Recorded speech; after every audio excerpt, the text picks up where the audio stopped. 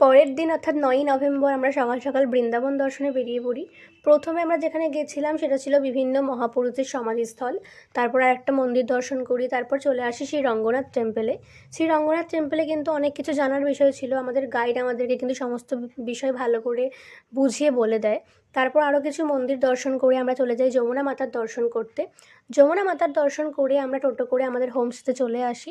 হোমস্টেতে এসে আমরা লাঞ্চে খেয়ে নিই ভাত, ডাল, আলু ভেন্ডির সবজি একটা, আর ছিল ধোকার তরকারি, আর শেষ পাতে ছিল চাটনি। তারপর আমরা কিছুক্ষণ রেস্ট নিলাম।